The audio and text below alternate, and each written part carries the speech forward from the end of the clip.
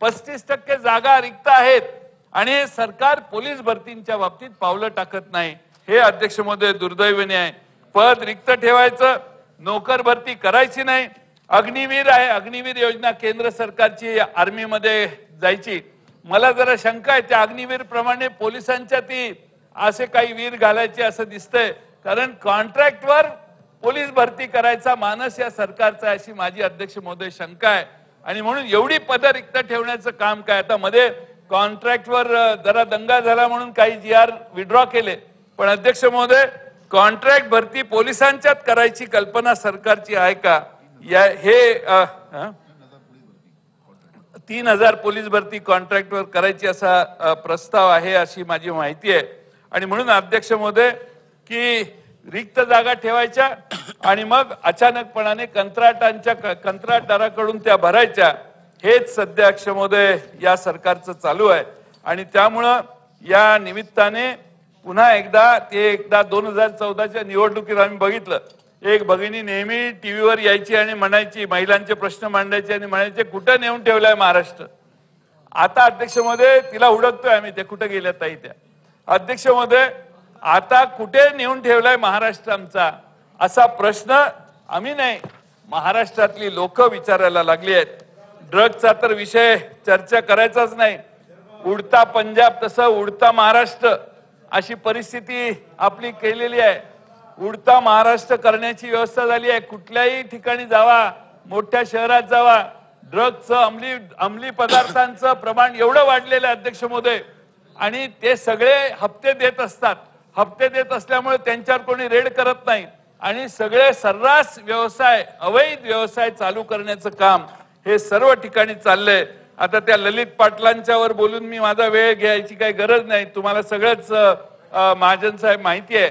आणि त्यामुळे तुम्ही त्याच्या मागे असं मी म्हणत नाही अजून, पण ह्या सगळ्या प्रकरणामध्ये त्याला हॉस्पिटलमध्ये ऍडमिट करण्याची व्यवस्था देखील मंत्रीच करतात. त्याला त्या हॉस्पिटलमधून पळून जाण्यासाठी व्यवस्था चालूच आहे. आणि ड्रग्जचा त्या ठिकाणी फार मोठा त्याचा कारभार आहे.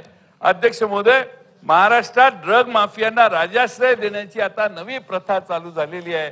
म्हणजे ज्या ठिकाणी जास्त पैसे मिळतात त्या सगळ्या गुन्हेगारातल्या पद्धतींना संरक्षण देण्याचं काम हे सध्याचं सरकार करतंय.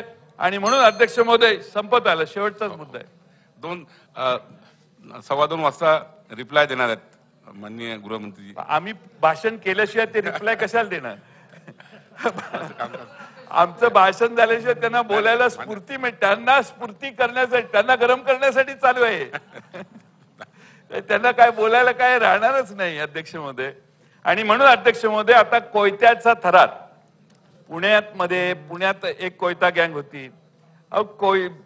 कोयता गँगचा बंदोबस्त हे सरकार करू शकत नाही.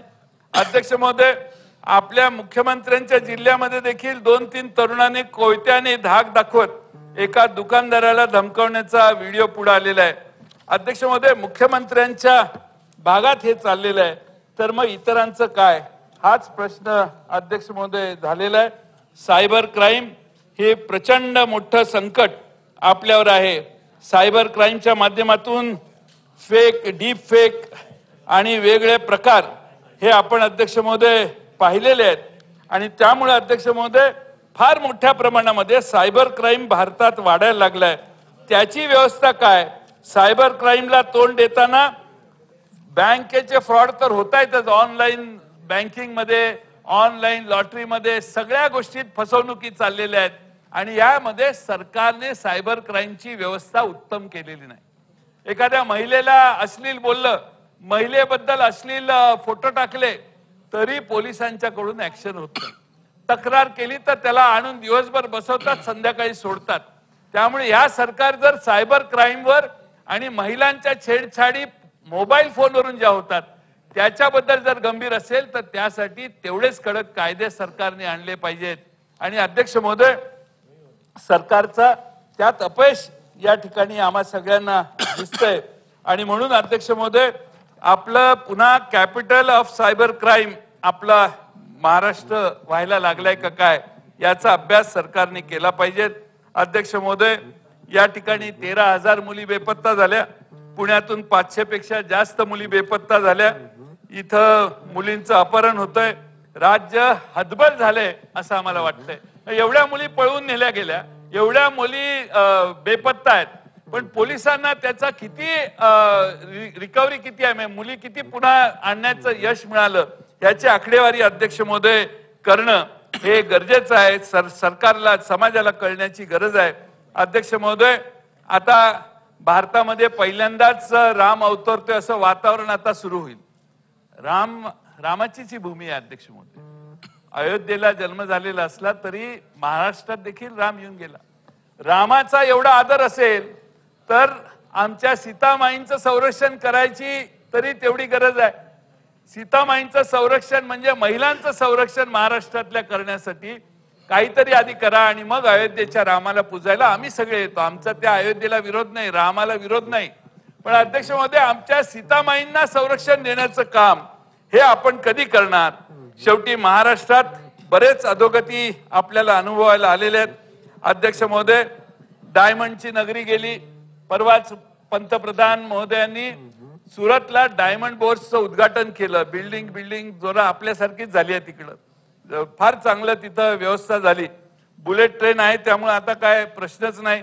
आणि इंटरनॅशनल फायनान्शियल सेंटरही गेलं, मधले काही प्रकल्प गेले. सगळं अध्यक्ष महोदय जर आपल्या राज्यातून बाहेर गेलं तर बेकारीचा दर वाढणार.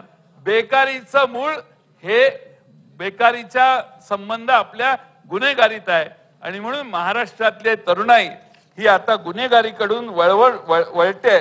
ती थांबवण्याचं काम अध्यक्ष महोदय आपण सगळ्यांनी केलं पाहिजे.